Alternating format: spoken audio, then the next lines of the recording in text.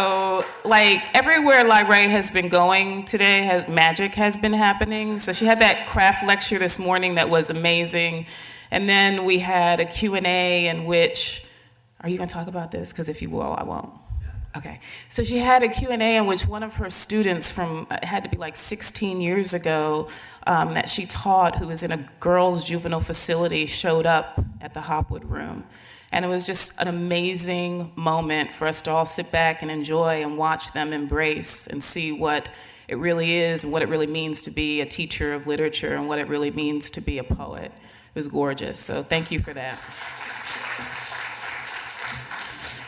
Before we get started, you know the spiel, I have to ask each of you to reach deep into your pockets or your purses and make sure that you silence all devices, me included. Without further ado, I would like to welcome Hanae Jonas to the stage. Hanae will give the welcome and introduction for Lyrae. Enjoy.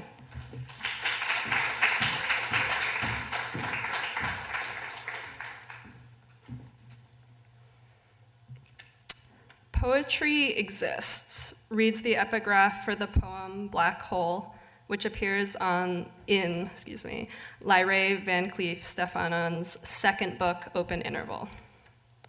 Lyrae closes this poem by writing of, quote, the crushing need for form, end quote, a need as inescapable as a black hole.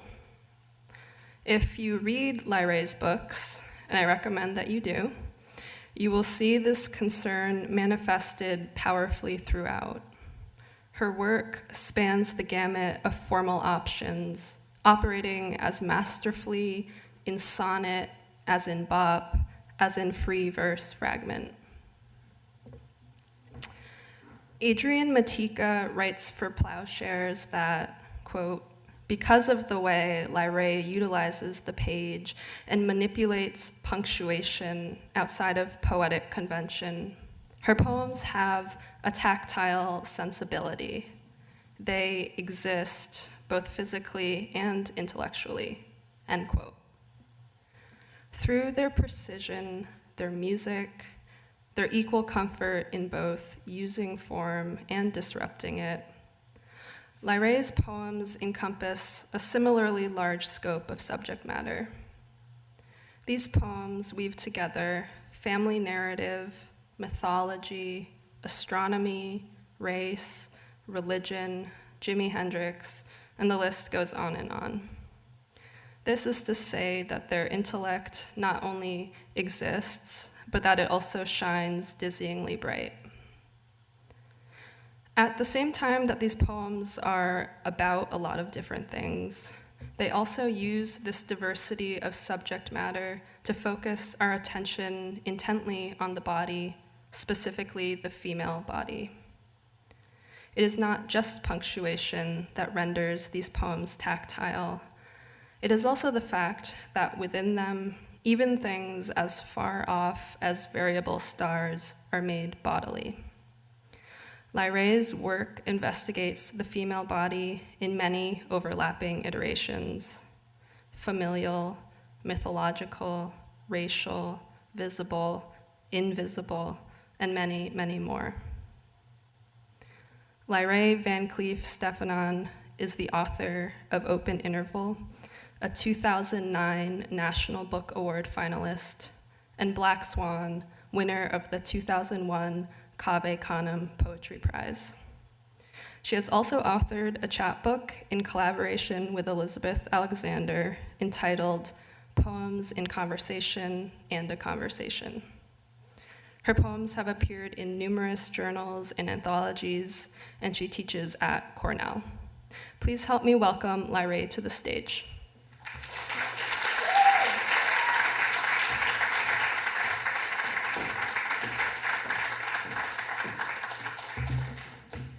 Thank you all so much for having me. This has been an amazing couple of days and an amazing week for me. I have to say first, thank you, Dee, so much for just being Dee and like your fantastic energy and being fam for me and like everything that you did to get me here and dealing with my abject terror at email.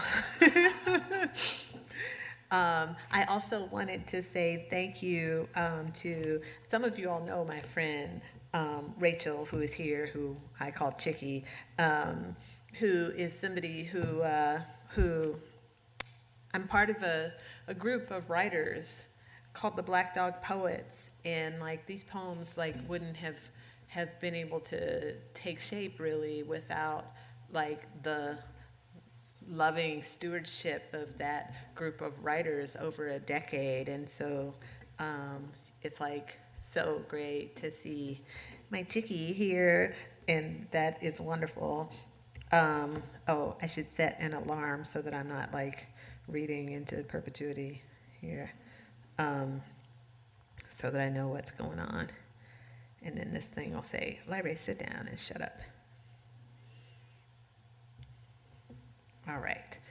I'm going to start with the poem that is on that beautiful scroll, because I was just saying that is the best gift that I've never gotten anything like that as a reader, you know, coming to a school and somebody made me something so gorgeous to kind of keep and have, and I'm really moved by that. I'm not going to cry.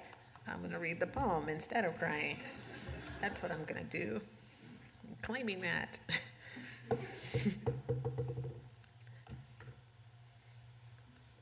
This is Andromeda, and it has an epigraph by Robert Haas. Andromeda, because desires do not split themselves up, there is one desire touching the many things, and it is continuous. Robert Haas. Someone needs her skin to be white. We'll make the lie beautiful with words so it will take and last. Milk or pearl, a favorite porcelain. The lie must not move lest color bleed in, taint the clean scent of honey, tinge the white bud. Choose the opaque stone, the milky quartz over smoky coontail. If the sun-bleached crag she is chained to makes her skin appear darker, then call her dusky. A half lie, a little white lie, still to keep safe, wrapped in bay leaf and opal pressed to her left palm. See her, a sliver in the polarized light, a secret the beach sand keeps, mineral, earthbound. Gemstone hides her, harlequin, contraluse, gossamer veil, or flash of fire. Color a sea serpent's breath her bound wrists against a salt-licked cliff.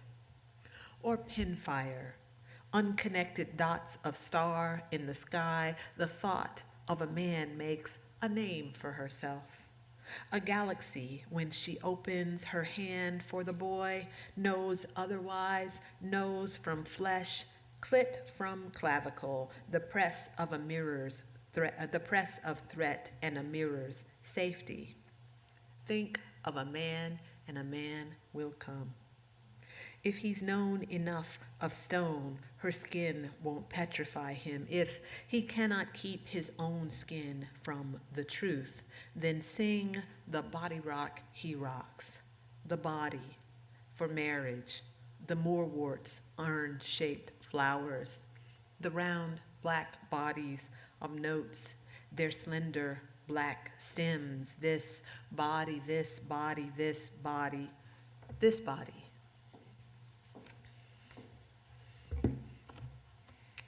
All right. So I was talking today in the Q&A about how the poems like all come from like whatever's going on in my head, and how that in real life lately a lot is the lack of dating, or like whoever I'm crazily in love with at any given moment. I thought I would read 2 crush poems. Is this being recorded? Then I'm not gonna say who the crush is on.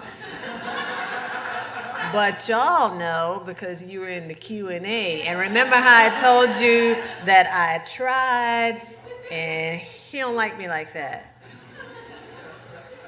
But this is the poem that I wrote after spending too much time around him. Concord. A crush burst as Jupiter and Venus converge across the ecliptic. I shiver out of my slip. I am twist, sweet green and blush in the dusk. I am cool in the gorges, Cayuga Lake's long gash. Something split, lingers, a rift. I finger beneath the sky's conjunctions, if flimsy, felt, or even if only, once, whenever. Only men who are women move me to this dreaming. I cross a room, wobble, whisper. I understand rotation by his hand on my shoulder. I reach for her. She insists I take her. Shopping for lingerie. She insists I taste this fresh pressed juice from the farmer's market so as to know skin as grace, purple, bruise, faith. He drapes himself in my cherry-patterned apron, and she dances. How did I find her? Did he recognize my bruises, my rope burn?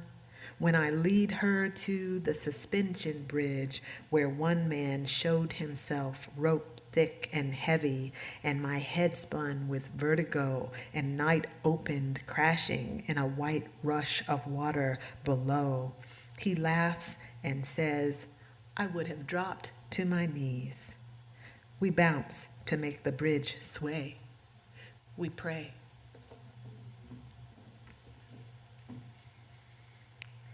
So that's a crush. He don't know what he missing.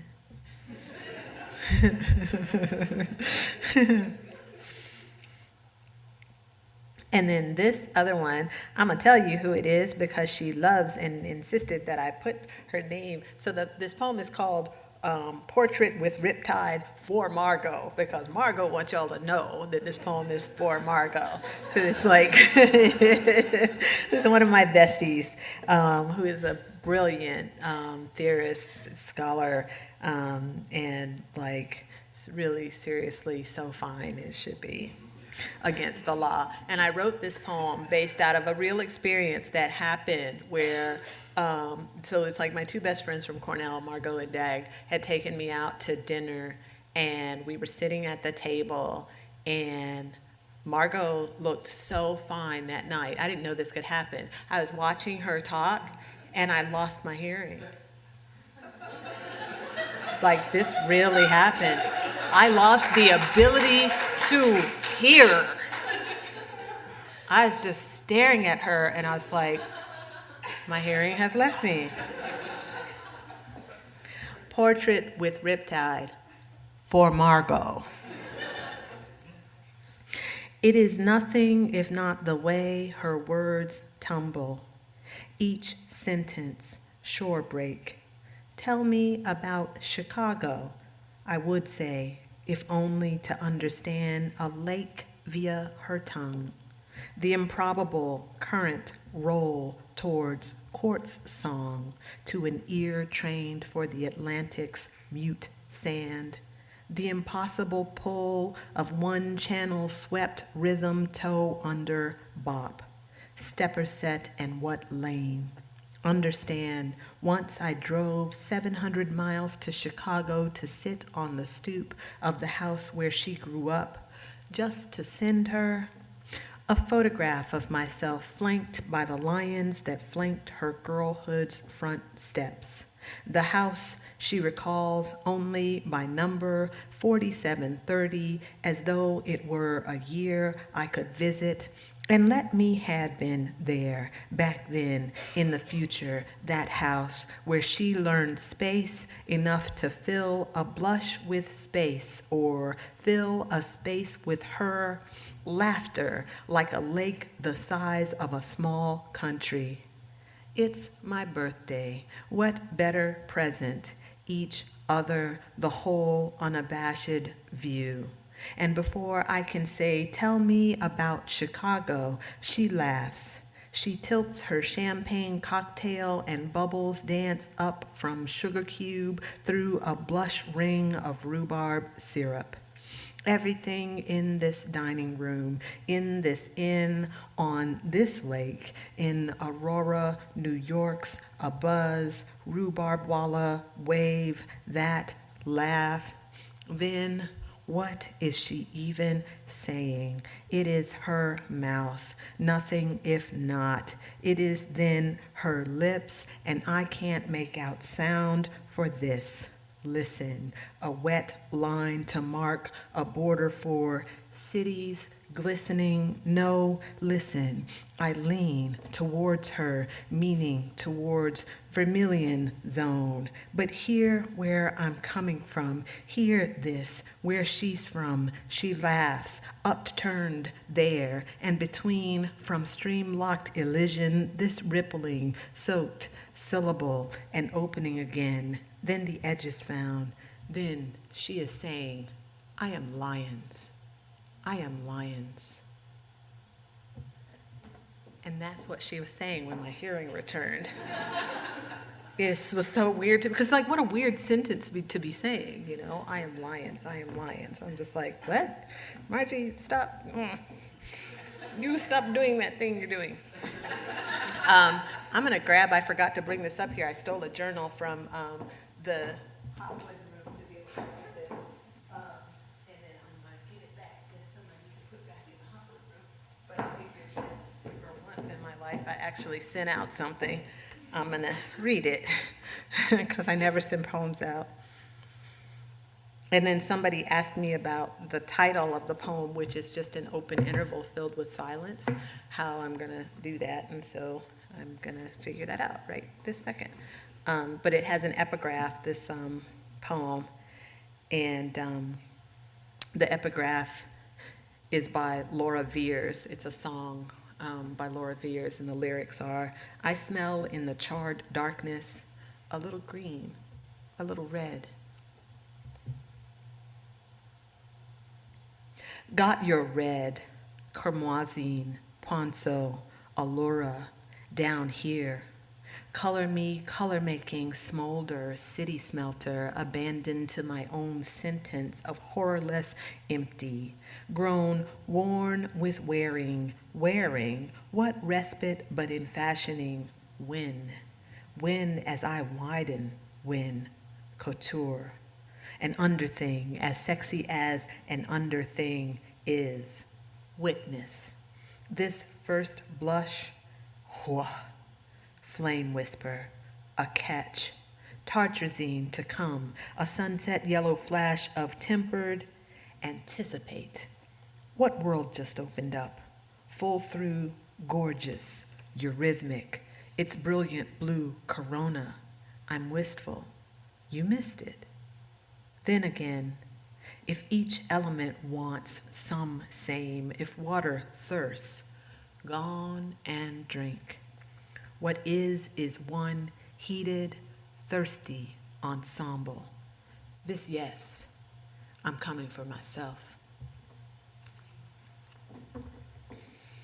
That voice has been popping up in this new manuscript that I'm writing called The Coal Tar Colors, and it's got all those colors like in it and everything, and I couldn't figure out like kind of what it is and who is talking in that, and then I started calling her a dragon, like because she's fire coming from beneath and she's talking, but then she got me told and was like, I ain't a dragon.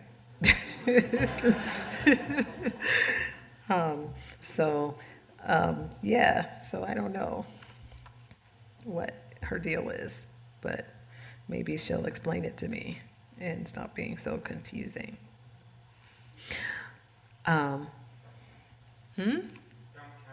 Don't count on it. Like, she's like, yeah, whatever, you ain't ready, like, to understand me. I was like, I have to go to Centralia, Pennsylvania, and like go there because I think she's a dragon, and she's like kind of talking from under, she's fire, she's talking from underneath, and then she was like, I ain't no dragon. I'm like, okay, then I guess I'll wait on you to explain yourself then. I kept talking about this poem. This is neat. I'm like reading a lot of new stuff, which is good. It makes me feel good about the possibilities of this book actually getting done. I've been talking about this poem since I've been here. I finished it the day that I read it at the Pittsburgh reading a few days ago. But this is the poem. It's a bop, and it's about it's got its basis in chromothripsis. And for those, if anybody wasn't here today, chromothripsis is a thing that I'm thinking about a lot in the new manuscript. And chromothripsis is the word chromothripsis means the shattering of rainbow, the rainbow shattering. And it is the process that happens in chromosomes where they get rearranged and mutations happen.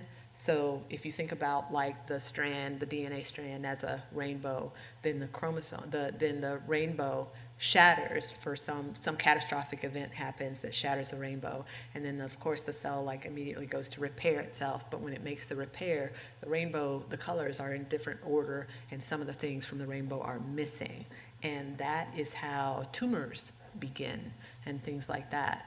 And like the example I always use, because it's the one that's out in like kind of the public that people think about, is when people go in for like the BRCA testing to see if you have the potential to have like that really deadly breast cancer. It is that. So they're checking like a site in the chromosome for a certain rearrangement and deletion that like leads to cancer, the breast cancer. But this all came about because I went to the doctor and I found out I have a grapefruit-sized fibroid tumor. Heavy blue bop, becoming your mother. Something happened. Colors shattered in my cells into not enough space.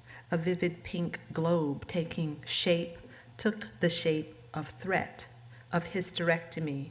What a black girl want with a womb full of one lines, breakage and repair, or aftermath. Its new sequence grew, a grapefruit of tumor. How did this catastrophe too begin with hair, with no lie, nice and easy mane and tail days, or condition itself farther back, blacks and bays, dapples and grays? My belly will not lie flat for all the planked seconds a day might hold. Double minutes, a lullaby, fragments, roll, amplify. Through weeks of red, I trudge to campus to teach my lovelies, I call them, craft, process over product. Follow the line, a mother sentence, sound as memory as it pulls that gray horse, hoofbeat and hush. Follow the sentence, what a black girl want with a womb. My edges would not lie flat for all the hot comb's metal teeth. My kids, I call them, towards the ineffable, hysteroscopic magic, tuning forces. Blacks and bays, dapples and grays, all the pretty little horses. Deletions, in workshop. I found some blood on my sheets, she writes. What a black girl want does. She calls me mother after 15 weeks of class, entitles her poem Bit, speaking of iron and places it doesn't belong. Up in my head, my body bridges gaps in my daughter's testaments to mouths more human than their bridles would hint.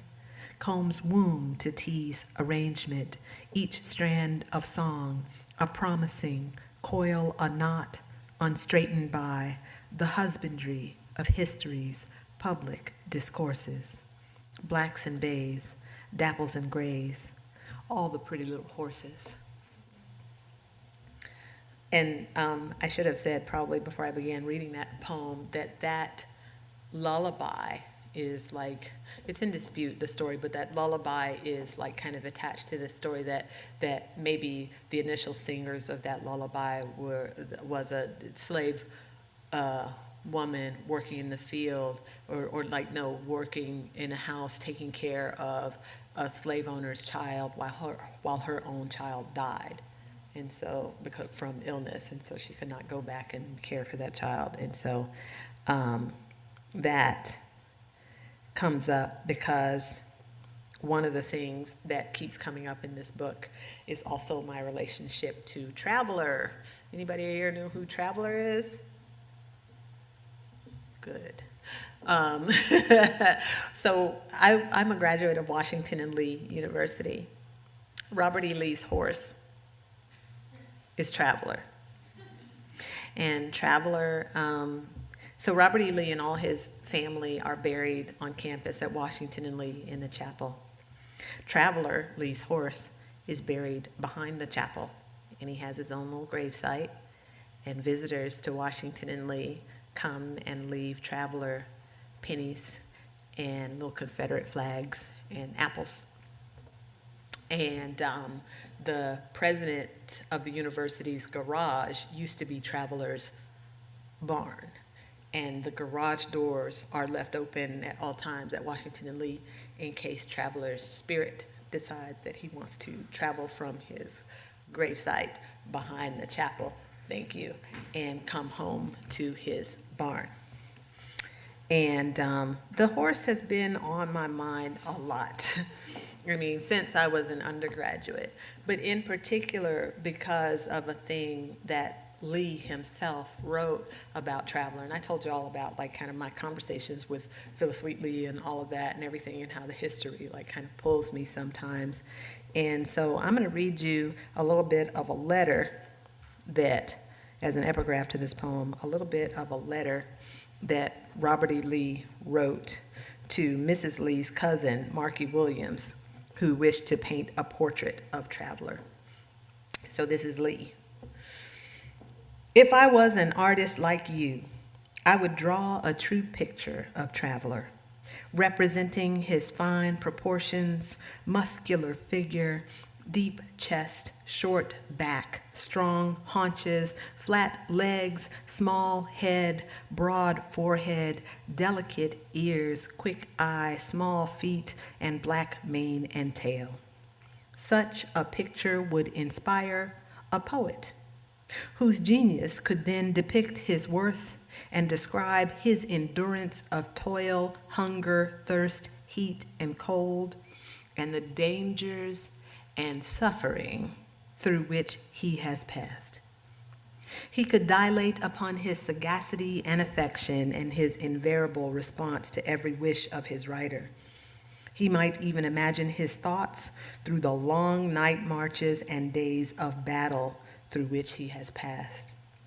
But I am no artist, Marky, and can therefore only say he is a Confederate gray.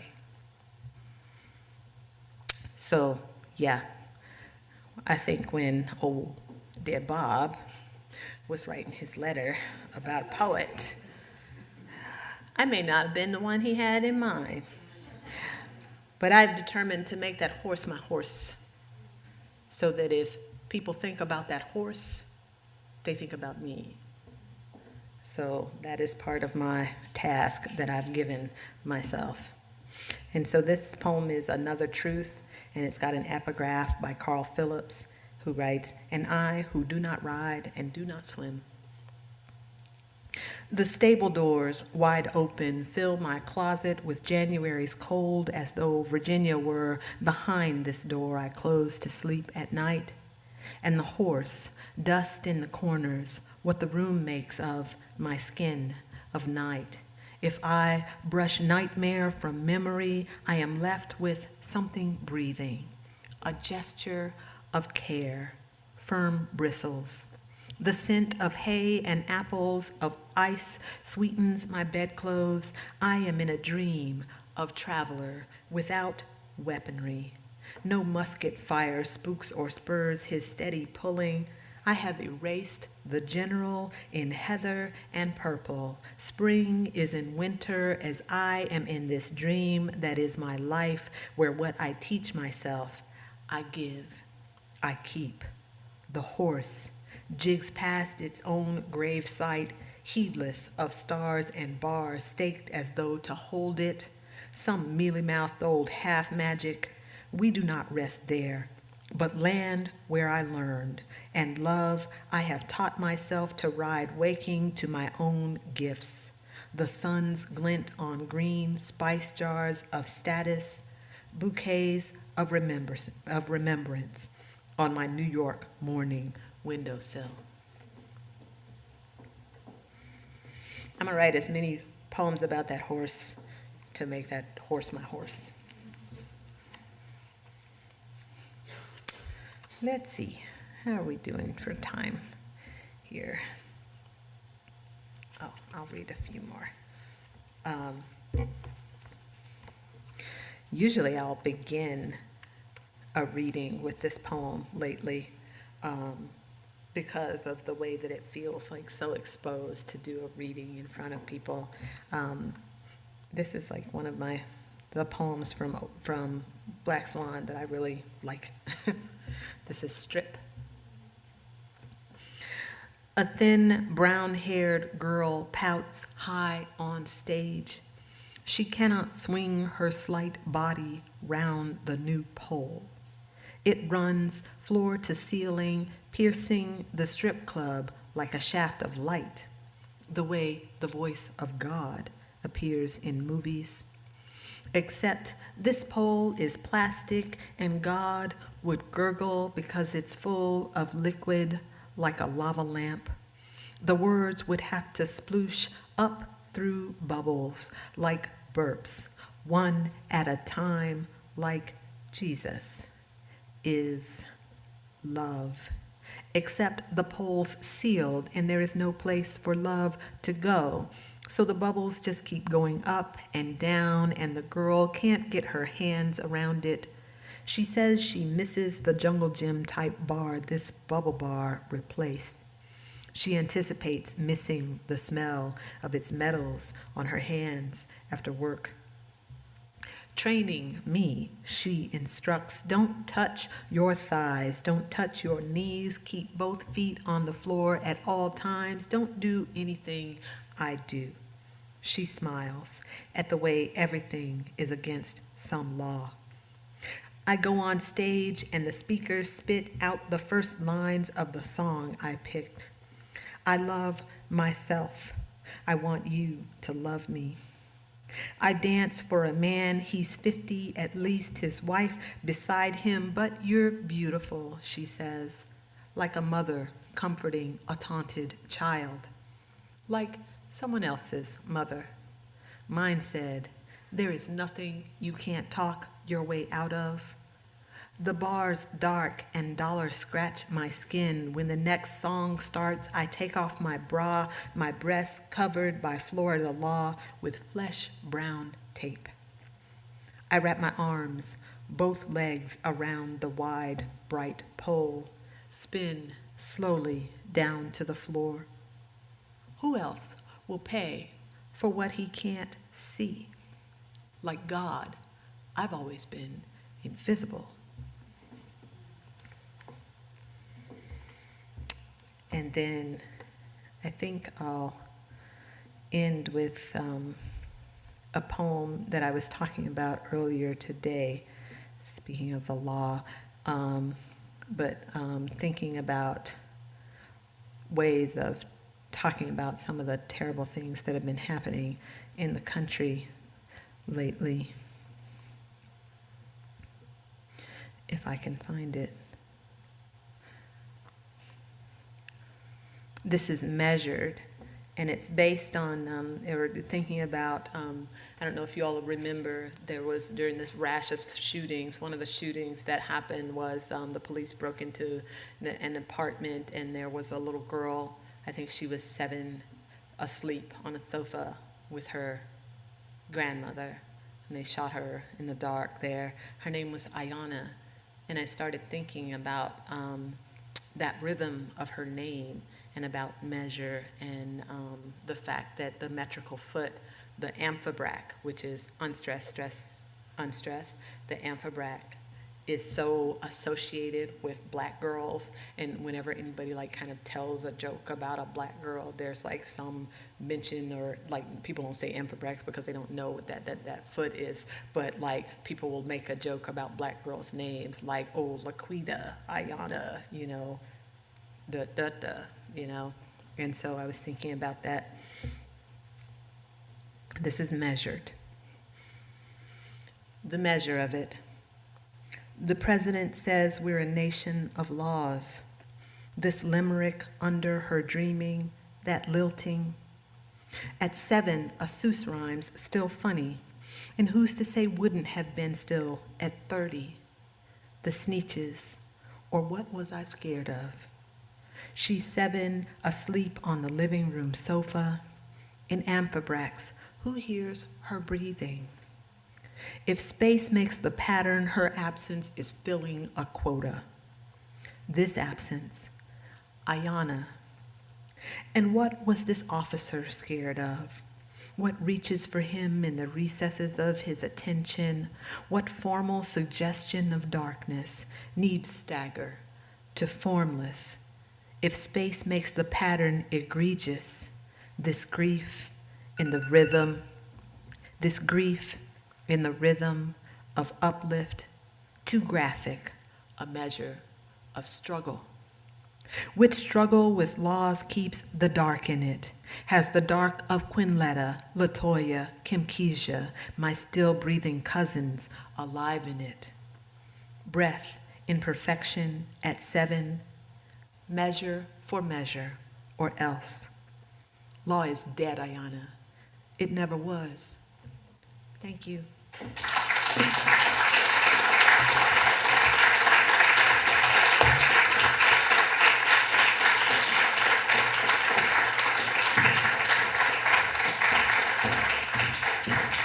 One more again for Lyrae. Thank you all for coming out tonight. This was the last installment of the formal series, the Zell Visiting Writers series, but we do have we have 2 other readings that are coming up. April 7th, the Lamstein Lecture with R.J. Palacio, the author of Wonder. And then April 12th, we have Alice McDermott here, who is going to be in residency. And April 14th, she will be here on this stage with Eileen Pollock in conversation. Hope you guys can come out again and enjoy another wonderful round of readings. We appreciate your presence, and want you to come on upstairs for a book signing if you don't mind. That's it. Talk to you. See you. Peace.